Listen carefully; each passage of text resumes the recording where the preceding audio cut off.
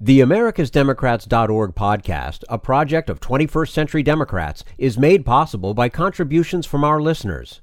Want to do more? Go to AmericasDemocrats.org and click Donate. And thank you for allowing us to be your voice. And if you enjoy the show, please share it with your friends on Facebook and Twitter. This is AmericasDemocrats.org, the weekly podcast for stand-up Democrats. I'm your host, Jim Cuddy. Columbia University Professor Mark Lilla has opened a wound among Democrats, arguing that the party must stop emphasizing identity politics. Religion professor Damon Berry delves into the origin of the white nationalist movement. And Congressman Ro Khanna tells Bill Press that Senator Dianne Feinstein needs a primary challenge. Had enough of Fox News, the House Freedom Caucus, and Donald Trump? If you want the facts that you won't get from them or from the fake news sites of the alt-right, then stay tuned. Our sponsor, 21st Century Democrats, works hard to get everyday Democrats involved in returning our party to its roots and to success at the ballot box.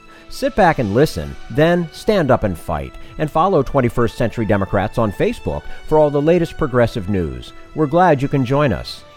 Political scientist Mark Lilla urges Democrats to stop obsessing over Donald Trump and start working to change local and state governments, where most of the issues are decided. And we say hello to Mark Lilla, professor of humanities at Columbia University. He specializes in intellectual history and is author of a controversial new book, The Once and Future Liberal, After Identity Politics. Mark Lilla, thanks so much for joining us today on AmericasDemocrats.org. Good to be here. And it's our pleasure to have you with us. Now, you suggest in your book that progressives can't be obsessing over Trump all the time. Why not?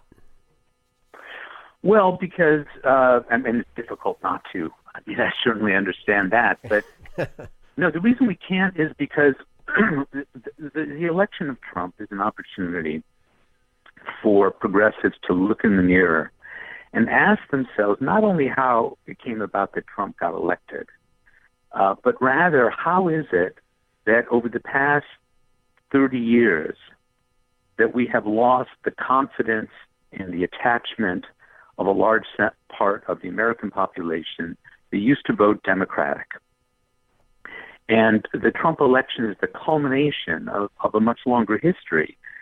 And it shows up not so much in presidential elections, which followed their own rhythm, really, but it shows up in what's happened at the level of Congress and state and local government. I mean, as you know, and some of your listeners will know, Republicans control 2/3 of the state houses in this country, 2/3 of the governorships.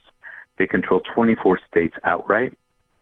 And they could, if they win one or two more state legislatures, they could call a constitutional convention.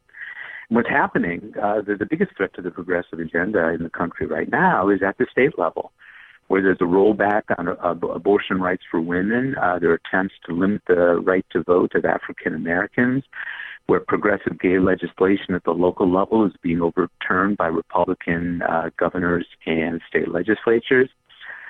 And we've lost large parts of the country where that's going on. And we need somehow to understand how we lost that part of the country and how we can, while remaining ourselves, again become competitive and get focused on winning those people back in order to protect the very people that we care about. Mm-hmm. Well, and many will point and say progressives have failed to articulate a vision. Is that because they don't perhaps agree on a vision? And in your mind, what should that vision be? Well, I think what's happened is, especially if we focus on identity politics, is that there was a shift, which I try to track in the book, from a commitment to particular issues in populations, let's say, people who were concerned about the rights of African Americans or women or gays. And one talked about those issues in terms of equal rights, but one didn't talk about identity. But something happened in this country, and it's wrapped up with other social changes, that people became absorbed and obsessed with their personal identities and began, certainly on the left, to think of their political commitments as an extension of how they define themselves. And once you personalize it like that, it's very difficult to get outside of yourself and think about what kind of large, more abstract vision might be something that might reach everybody. And by vision, what I mean is an articulation of the basic principles of what makes us liberals and progressives, and just a picture of the kind of country we want to create. And I think it's only once you have a vision that you then can, from that, derive an electoral message, and from that derive the kind of program that you want to put forward. And as for the progressive side, progressives have focused on questions of class. Thank God, finally, someone is talking about this. But what they haven't articulated yet are the principles that are the basic principles that are motivating them to talk about these class issues. And it seems to me that, the two basic principles that liberals and progressives can agree on, and I think that we can get much of the, a good chunk of the country to agree on, are solidarity and equal protection under the law. And we need to focus more on articulating those principles and then talk about how they apply to everyone's lives, and not focus on one group or just one issue, which would be, for example, economics and the new class divide. We're speaking with Mark Lilla, professor of humanities at Columbia University, author of the book, The Once and Future Liberal After Identity Politics. Mark, you speak of the failure of identity politics on the left, but isn't that exactly what won the election for Republicans? Stitching together resentful whites, economically hurting blue-collar workers, evangelicals, the less educated? No, that's a comforting myth. The kind of failure that I'm talking about, it doesn't have to do with this election. And certainly there's been a rise of white identity consciousness that Trump was able to exploit. But look, this is a country that voted for Barack Obama and voted him into office twice. And I'm also trying to focus on state and local politics where, if you're in a state where essentially it's a pretty white state and racial politics don't play much of a role, why is it that Democrats keep losing to Republicans? It's not about race.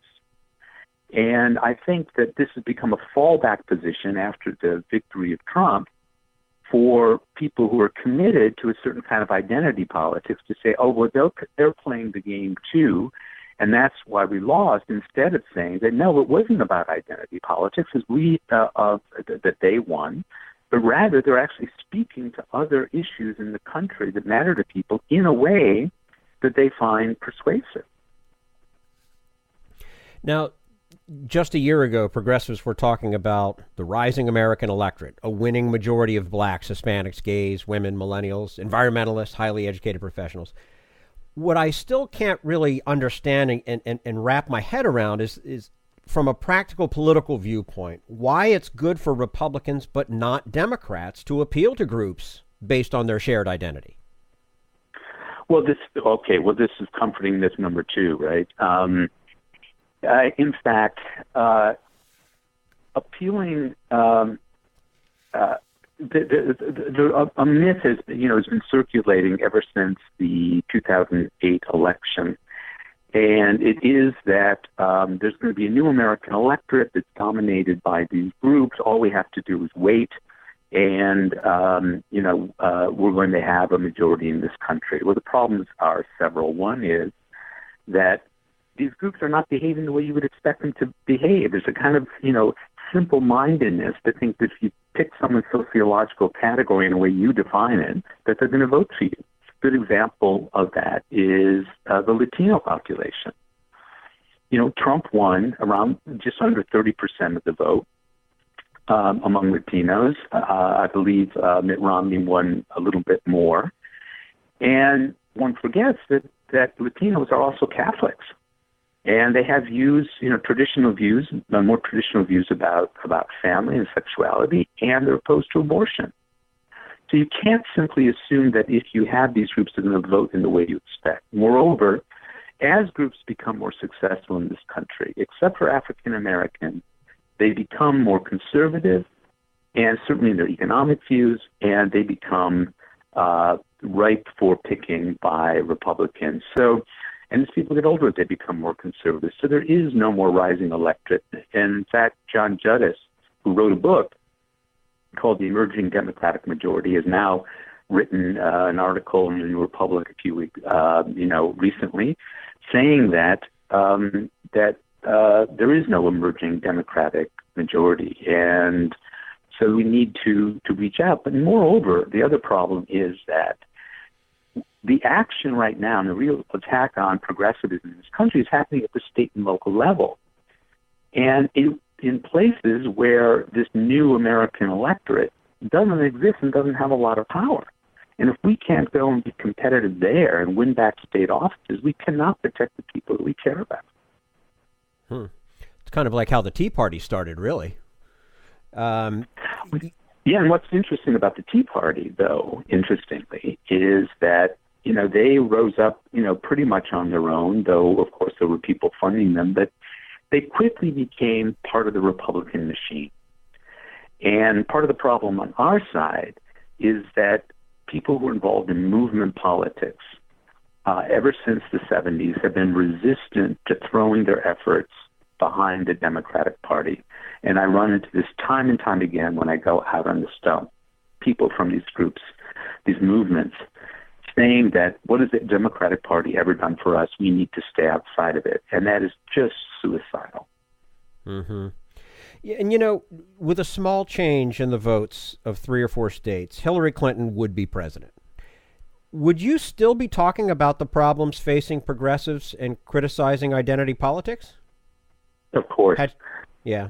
Again, because of the focus on what's going on in the states. It's very interesting, the Koch brothers and their foundation, they're now shifting their focus from Washington to the state level. And why is that? Because Republicans have a lock on so many states. It's there that they can start chipping away at the rights of unions. They can chip away at environmental regulations. They can start to restrict votes. They can put up barriers to abortion. And one of the reasons why Americans in those areas have become disaffected is because they see the Democratic Party as, rightly or wrongly, obsessed with identity groups and identity politics, having contempt for them and their way of life, caring more about immigrants than about other American workers, and they've developed an allergy. And, when someone has their back up against you, it's very hard to persuade them to calm down and start listening to you. But that's the kind of work we need to start doing. And we don't do that by talking in the way we have about identity politics. We need to explain what our larger message is and how it applies to them. And then we can explain why it also applies to other people. We're speaking with Mark Lilla, professor of humanities at Columbia University, author of the book, The Once and Future Liberal After Identity Politics. So, Mark, what should be the progressive or identity group response to the pure racism, violence, and international bullying of the Trump administration? Well, certainly showing up on the streets, is important. It was really an extraordinary experience when, after the so-called Muslim ban was announced by the Trump administration, that people spontaneously went to the airport. It wasn't even organized. It's like something got tripped inside that there's something deeply wrong about that. And that sort of thing is important. Or showing up in Charlottesville, those sorts of things are important, not with our own clubs and mace or anything like that. But sure, it's important to show up. But the best revenge is winning elections. Our politics can't be just expressive. Our politics cannot be about resisting the power, speaking truth to power. Our aim has to become to be the power. And too many progressives who are absorbed in this movement mentality don't put a priority on winning. And that's because they want to remain pure, they want to keep their aprons clean, and they don't want to have to go to parts of the country where they're going to be around people who don't agree with them around a lot of things. And until that changes, we're going to remain the losing party. Before we let you go, how significant in electoral politics is the rampage on college campuses against free speech and the demand for safe spaces from different ideas? Well, look, if you ask people about this, they say it's very important. And the only reason it's become that important is because conservative media, right-wing media, not even conservative anymore, but Fox News and the radio stations, exaggerate all of this. This stuff is real and it's terrible. I ran into it recently when I spoke at Rutgers University, and Black Lives Matter tried to break up the meeting. There were other people there, but it's also that it just confirms that we're not serious about general problems and questions in the country, and that we're somehow hostile culturally to the way the rest of the country lives. And, I don't want to prepare breakfast for Steve Bannon every day, and that's what these groups on campus are doing. As he himself has said, keep doing this. He said, it's working for me. I want our people to wake up every day and want to ruin Steve Bannon's day and to focus on that. And the best way to do that is to beat him and his people at the polls year after year. Okay. Words to live by for sure. Mark Lilla, Professor of Humanities at Columbia University. His book, The Once and Future Liberal After Identity Politics, joining us today on americasdemocrats.org. Mark, thank you so much for your time. We do look forward to having you back again with us soon. Great to be here. Thanks so much. You're quite welcome. And this is americasdemocrats.org, the weekly podcast for stand-up Democrats.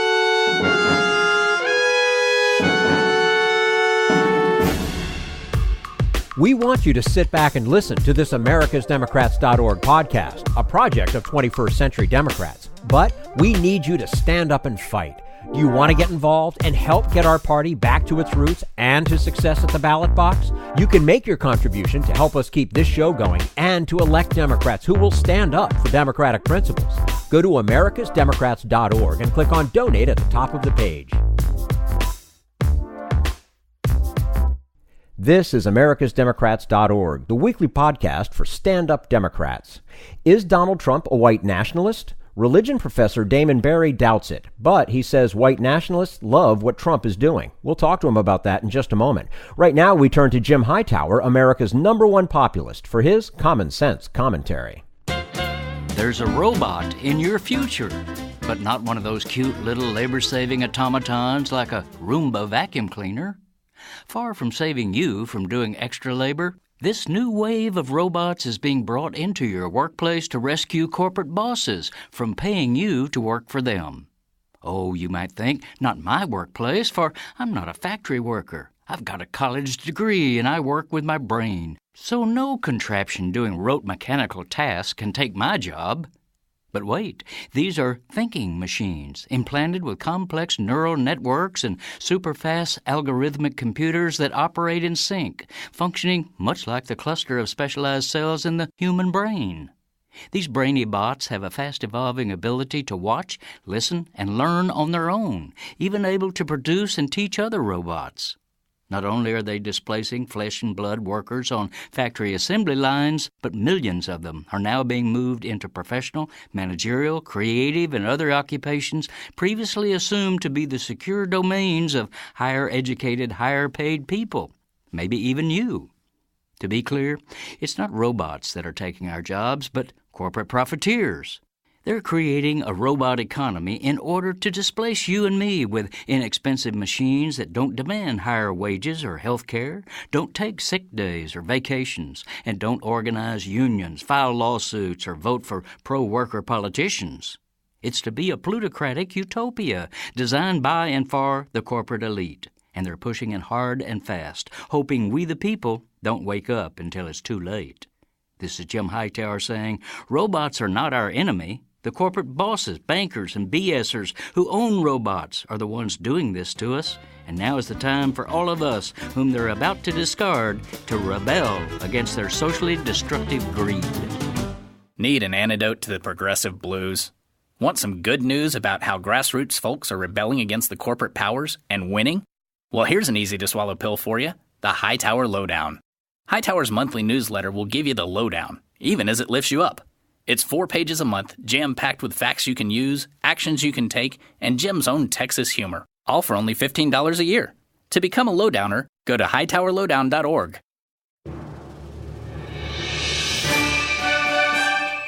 This is americasdemocrats.org, the weekly podcast for stand-up Democrats. Religion professor Damon Berry says real Christians want nothing to do with the white nationalist movement, which he says is growing. And we say hello to Dr. Damon Berry, Assistant Professor of American Religions and Contemporary Issues in Religion at St. Lawrence University, and the author of a new book called Blood and Faith, Christianity in American White Nationalism. Dr. Damon Berry, thank you so much for joining us today on americasdemocrats.org. It's a pleasure. Thank you, sir. Well, it's our pleasure to have you with us. Let's start off by asking you, what is the origin of the white nationalism movement that you describe in your book? Yeah, so contemporary white nationalism dates to the post-World War II moment, after the defeat of state fascism in Italy and Germany and other places, actually, and was more or less the brainchild, or at least this is the person who most succinctly summarized what the post-World War II fascist movement might look like, especially for Americans. A man named Francis Parker Yockey, and he wrote a book called Imperium, which argued that Europeans, whether they be in America or Europe, were sandwiched between two alien forces, communism on one hand, and what he called the Washington regime, which had all these, latent and maybe not so latent anti-Semitic connotations, and that ultimately Europeans everywhere would have to reconsider what their options are for survival. So broader than Hitler's notion of Aryanism, but borrowing some of that and just expanding upon it. In the 1960s, this became cachet with people like Willis Carto and Revelo Oliver, who were using it to rethink an opposition movement to mainstream conservatism led by William Buckley that would be more racialist in orientation and frankly more fascist.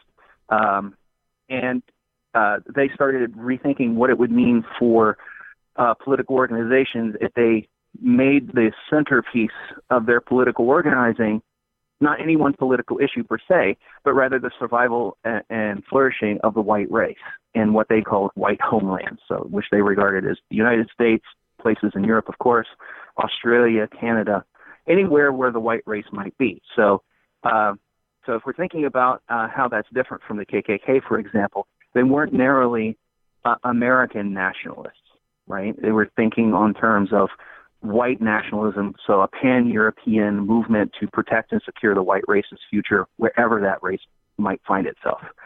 So that's more or less the beginning. Wow. So it's something more than just a remnant of Jim Crow or neo-Nazi type of racism? Absolutely, and many white nationalists are actually very critical of how conservatives in general, but also racialist movements handled desegregation and how ineffectual they were. They're trying to rethink both fascism in the historical sense and the failures of segregation, the failures that led to the civil rights movement's successes. I mean, successes in our point of view, but from their point of view, absolute failures of previous movements to stop integration, which again, they agree with segregationists that it's an existential threat to the white race and white culture, but they're trying to do something new, and that it's pan-European is something significantly important to consider.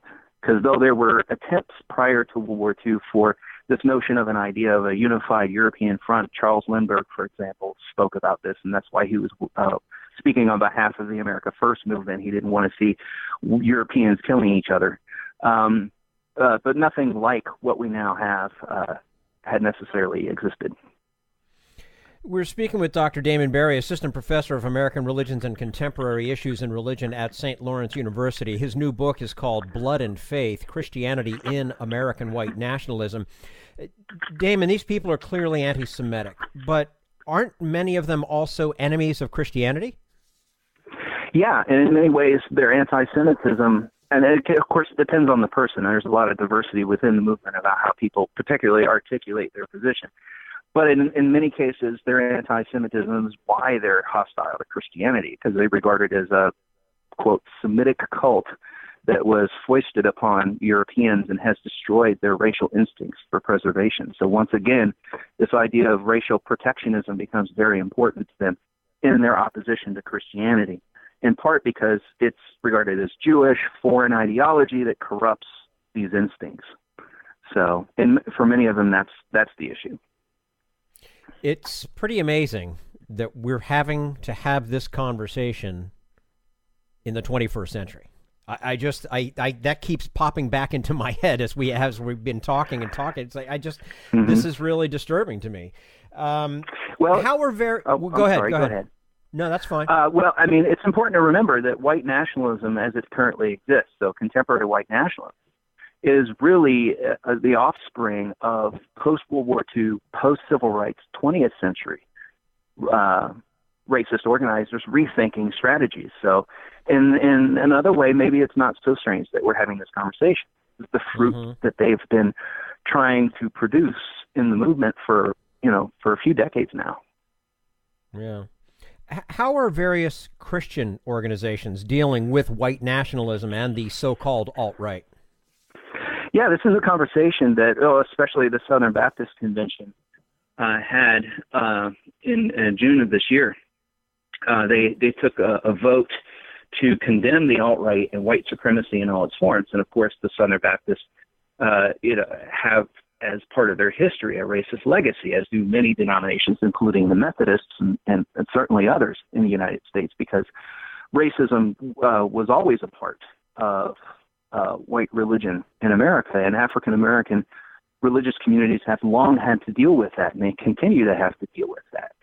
So now there's an attempt, again, in the Methodist Church and the United Church of Christ and in the Southern Baptist Convention to deal with this, but it's often tense because, there's a way in which talking about the white nationalists can be a distraction from how commonplace ideas of white supremacy really are and how they might not even be recognized by people engaged in them as white supremacy because they don't go out and chant blood and soil and Jews will not replace us as folks in Charlottesville did, but they still might harbor racist ideas. And so I think, many denominations are trying very hard to root that out, but at the same time, there's a lot of resistance to change. There's a lot of resistance to being called out and recognizing that it's not just about the white nationalists out in the street. It's about you, right? That you might be involved in this as well. Mm-hmm. How much, if at all, is Christianity to blame for this kind of bigotry? Well, I would like to change the question a little bit because it's sort of like asking why is Islam to blame for terrorism, right? So fair enough. There's lots of different kinds of Christian, right? There's lots of different kinds of Christianity historically, more than one can count. So I would argue that Christianity, like Islam, like any tradition, is expressed in its current moment, in its current location, through people. And people either are or are not racist, right? People either are or are not sympathetic to white nationalism.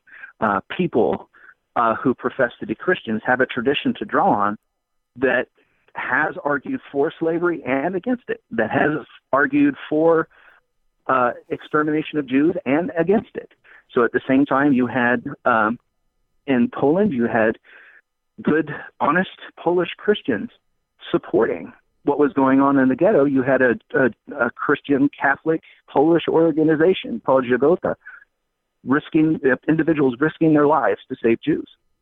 So I don't think it's anywhere near like Christianity causes this. I think certain historical interpretations have put Christianity, as it can be expressed, especially in the European context, on the track of being anti-Semitic. And this is something that Vatican II was trying to address. This is something that individual Protestant churches tried to address. And of course, Messianic Jews, so Jews who are themselves Christians as well, have long drawn attention to that this is the exclusion of Jews in the Christian tradition or the minimization of Jewish traditions in the Christian tradition is something that's important to consider. So I would just say that what we have is to deal with is the history that has formed certain Christian ideas that become powerful or not at certain points in time in shaping how people perceive Christianity as either supporting or denouncing white supremacy. Does that make sense? Yeah, so a few bad apples should not necessarily ruin the whole batch, right? I mean... Right. Well, because there are also African-American Christians who have, like I said, have long fought white supremacy. Sure. So we couldn't say that their Christianity has somehow caused white supremacy, right? So we would have to be a lot more careful and measured, or we just run into the problem of stereotyping an entire tradition, which is just not anything that we can do.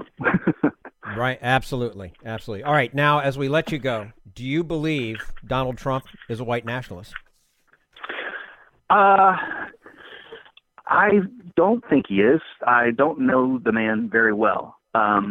What worries me is not whether or not he's a white nationalist necessarily. Some of the people around him were accused of being white nationalists. Jeff Sessions' attitudes toward immigration and civil rights law, for example, are concerning. I don't know if I'm sure he doesn't consider himself a white nationalist. I'm sure Trump doesn't. Bannon has argued that he's not an ethno-nationalist. But white nationalists really like what he's doing. And I think that's the question. So I'm not prepared to say that Donald Trump is a white nationalist. I'll just say the policies that are being put in place are cheered by white nationalists. So on immigration, his statements on Charlottesville, his language about the wall when he was running, his language about Mexicans, being rapists and thugs, and the kinds of institutional language that's being used to describe immigration, proposed changes to legal immigration, are all things that white nationalists have actually lauded him for and have hoped that he would institute, and that's why they said, and many of them said, why they voted for him. So I think the larger question is what institutionally is happening that is making white nationalist ideas more institutional. Let's put it that way. Okay. Dr. Damon Berry, Assistant Professor of American Religions and Contemporary Issues in Religion at St. Lawrence University, also the author of the new book called Blood and Faith, Christianity in American White Nationalism. Dr. Damon Berry, thank you so much for joining us today on americasdemocrats.org. We do look forward to having you back again soon. Yes, sir. I hope you do. Thank you. Thanks very much. And this is americasdemocrats.org, the weekly podcast for stand-up Democrats.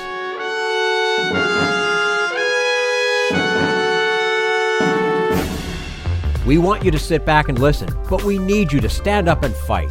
Help get our party back to its roots and to success at the ballot box. Make your contribution to keep the americasdemocrats.org podcast, a project of 21st Century Democrats, on the air, and help elect stand-up Democrats.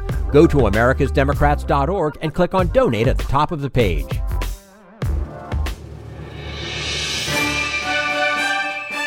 This is americasdemocrats.org, the weekly podcast for stand-up Democrats. And now Bill Press talks with California Congressman Ro Khanna, who says some Democrats should challenge Senator Dianne Feinstein in a primary. In studio, so happy to welcome a freshman member of Congress from California, my home state, not my home state, my adopted state, from California's 17th Congressional District, Congressman Ro Khanna.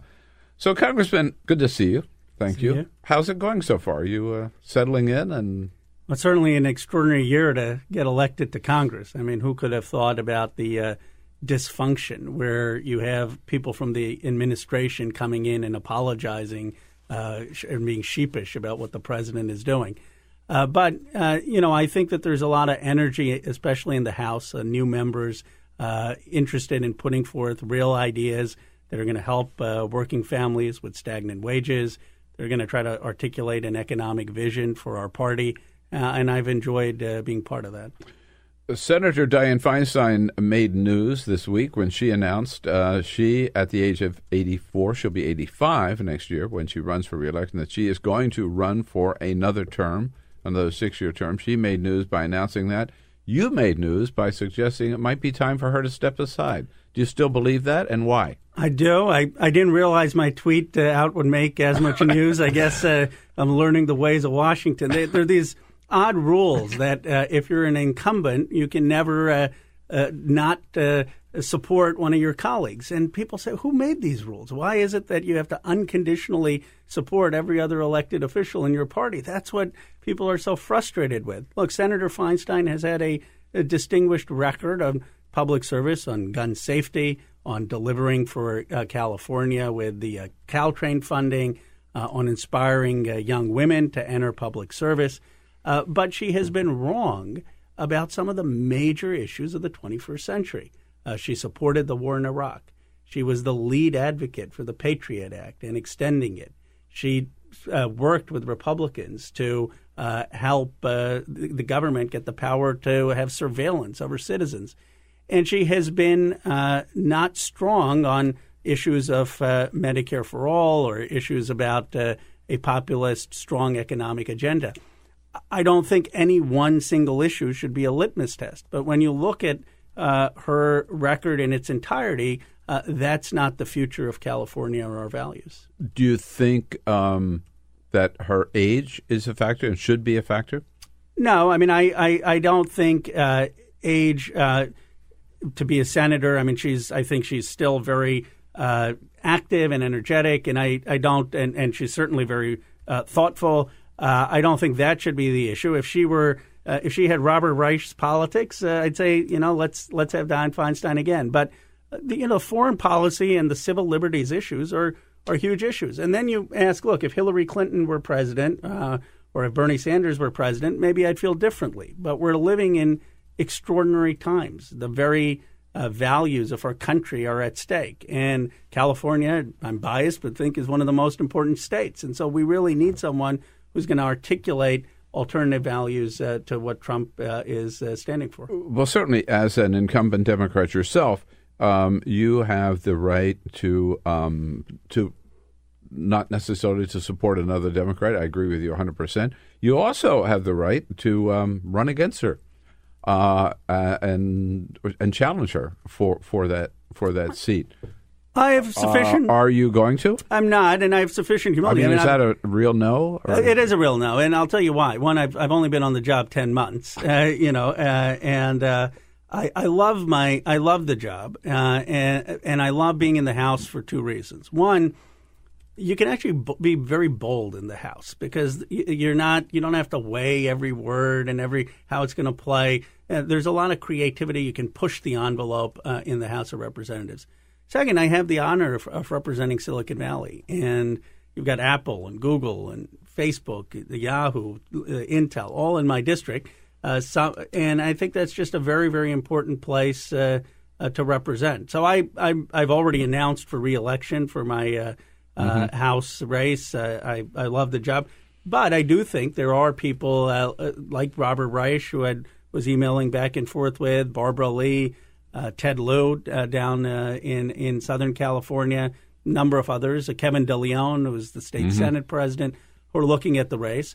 And in some sense, think there will be a challenge? I do. And in some sense, I think my speaking out is a little less self-serving. I mean, if I was making the case that, it's time for have new voices and then, and by the way, that voice should be Ro Khanna, people would say, well, it's a little bit convenient. Yeah, sure. There you go. Right. Another person in California who made some political news yesterday, not an incumbent office holder, but a key Democratic donor, Tom Steyer. Right. As the New York Times reports this morning, and he sent a letter yesterday saying that the number one priority or commitment of any Democrat running for office in 2018, I'm paraphrasing here, is to get rid of Donald Trump. That's got to be their first priority. Putting pressure on Democrats to make Donald Trump's ouster a defining issue in the 2018. He urged Democrats to pledge they would seek to remove him from office if they take control of Congress next year. He wants everybody to sign that pledge, basically. My question is, before I get to you whether or not you would support that, does that mean that Tom Steyer may be thinking of running for that Senate seat? I certainly think so. I mean, Tom's name has been bandied about for the governor's race for when Kamala Harris won. Right. I'm sure he's looking at it, and he's done a lot of good work on the environment, on climate change. and certainly would be a contender. There's not a single person in the Democratic caucus who doesn't believe we should have a new president. The question is, how do we get there? My view, personally, is that if we come out and start taking pledges before Robert Mueller finishes his investigation and before we have the evidence, then we're going to be accused of bias. And why don't we wait 6 months? Let's see what Mueller has. I have complete confidence he's going to do a thorough job. And then certainly if he has evidence that crimes were committed or high crimes were committed, I wouldn't be reluctant, nor would anyone, to start the proceedings to remove the president. But to say that before he finishes, I think, is to prejudge the issue. And, obviously I think that this administration has done a lot worse than what President Clinton did. I mean, it's not even comparable. But you had the Republicans overreach in 1998 on impeachment, and that led to a backlash. And so you have to have, I think, the evidence first and then take the steps rather than the other way around. Which means today, at least, you would not sign the Tom No, I would not sign a pledge before Mueller concludes his investigation because I think that would make me biased. Let's say Mueller comes out and says, no, there were no high crimes committed. I don't think that's going to be the case. I think he's going to find stuff. But if I'm already saying that regardless of what Mueller does, I'm going to vote a certain way, I think people would say he's just being political. Here's what I do think we need to do. I think we need to figure out why people in Youngstown and why people in Beckley, West Virginia, and why people in Paintsville voted against the Democratic Party. And what is our economic vision? I went to Paintsville, Kentucky, Hal Rogers' district, 30% Trump carry, talking about the opportunities for coal miners' kids. They had a program of getting the jobs of the 21st century, and Apple and Google are helping with some of these tech-enabled jobs for those kids. I'd rather us focus on how do we win back that trust with a positive vision. That's really what's going to lead to Trump leaving. I think the follow-up to that is, if I read you correctly, you would also be a no vote on Congressman Al Green's impeachment articles, which were introduced yesterday. Yeah, well, I'm not going to co-sponsor it. I mean, I doubt it's going to come up for a vote by the House leadership because the Republicans have to bring it up for a vote. But I'm not going to co-sponsor it at this point. You mentioned Medicare for All. Whether or not that should be a litmus test, is that a key issue for Democrats and one that you support? I mean, John Conyers has that legislation. I don't know whether you're one of the signatures. I was. I was very, very early on it. 2 months into my time in Congress, I've been vocal in saying that 2 points about Medicare for All. One, it's going to be economically efficient. The Republicans always say it's going to cost $32 trillion. Yeah. You know what they don't point out? The current healthcare system costs $49 trillion, right? We're going to have a $17 trillion savings. And it's common sense. If you take out the insurance companies, you take out the drug profits, you take out the fact that hospital CEOs are making $6 million in some places, you're going to save money.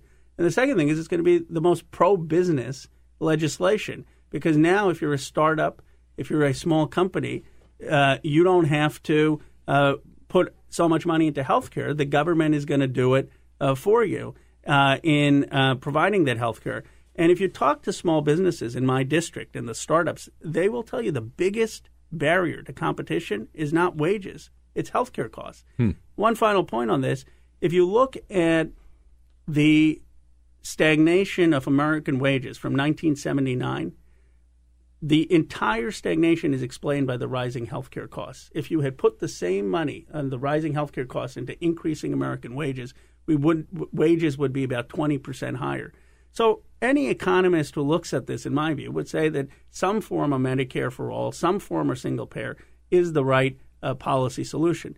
Now, I don't think it should be a litmus test saying, okay, if you're not on Conyers' bill, you shouldn't serve. And I don't think even with my case with Feinstein, if Feinstein, if this was the only issue, I'm not sure, okay, that's a litmus test. But my concern with Feinstein is she doesn't even have a pathway of how we would get to Medicare for all. Fine, she may not be for my version or Conyers' version, but what is her version for national health care? is the status quo, I guess, for her. Yeah, right? and that to me, I have a bigger problem, right? I mean, it's not like she's saying, okay, let's have a buy-in of Medicare, or let's have a public option first, and let's have a piecemeal approach. I mean, there's just a lack of vision. Well, so do you? That's one of the criticisms on the part of so-called establishment Democrats. I guess I'm a single-payer guy too, right? By the way, so is that, and Hillary made this criticism of Bernie Sanders during the primary, right? You're promising something that's never going to happen. You're raising people's expectations, but I don't think I know Bernie well. I mean, not even Bernie is saying you go overnight from where we are today to single-payer, right? It's going to be a gradual process. How do we get there? Do you see? Well, I think you're absolutely right. I think what Bernie was effective at is articulating a vision, and people want the vision, and then they want to know how do you get there. And if we start out without the vision, then people will say, well, they're already compromising. And I think the Republicans have been bold, and they're saying, here's what we're going to fight for, and then they go and try to fight for it. And I think we need to say, look, we want to get to Medicare for all. How do we get there? There are many ways. I mean, as you know, Joe Lieberman stopped single-handedly having Medicare extend to 55 when that was being debated. Mm-hmm. So that could be a first step, is lowering the age that you can be eligible on Medicare. You could have a view. And by the way, you start at 55, and then 5 years later you go to 45 right, or exactly. whatever. Yeah. I mean, you can transition in. Look, you're talking about 18% of the economy, so people understand that you can't overnight go from all the excess to Medicare for all. But there are ways that you can get there. You can start to extend Medicare. You can talk about ways that people can buy in to Medicare or have an option. If you want to really solve this crisis, the manufactured crisis with the affordable health care, where there's only one insurance company providing health care, say, okay, any place there's one insurance company, any market, you automatically get to have Medicare for all. Let's see if insurance companies then are going to stay in those markets. Right. My guess is they would. And you mentioned the public plan option, too, which was originally part of Obamacare and then dropped. But that would have been a pathway as well if they'd opened that. I want to go back to California because there will be a Senate race. I agree with you. There will be a challenge. I'm all for healthy primaries. I think that's great. Good for the party. There's also an active governor's race, right? There is. Again, you have no plans for running for governor. No, okay. I have this counterintuitive view that representing Silicon Valley is one of the most important jobs in American politics. Right. Understood.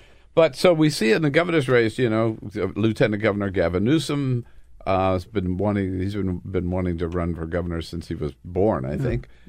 He's certainly way out there. Antonio Villaraigosa, former mayor of Los Angeles, talked about.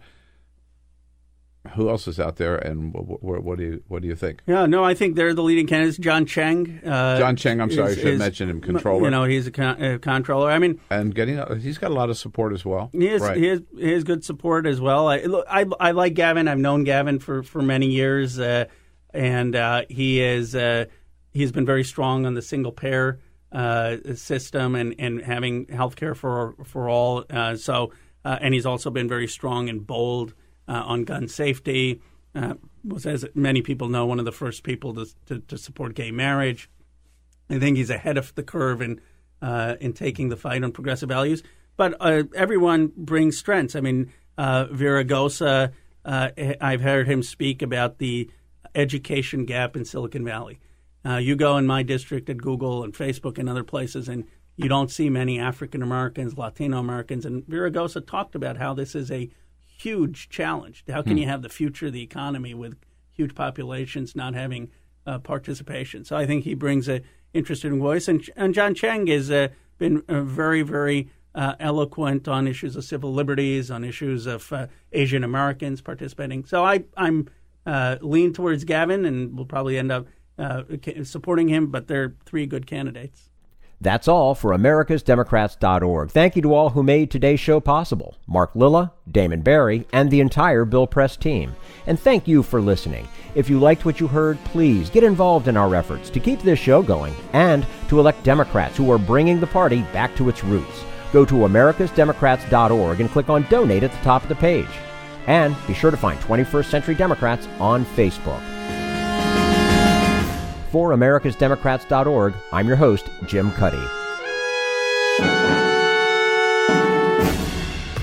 We want you to sit back and listen, but we need you to stand up and fight. Join us. Support the americasdemocrats.org podcast, a project of 21st Century Democrats, and help elect Democrats who will stand up for democratic principles with your contribution today. Go to americasdemocrats.org and click on Donate at the top of the page.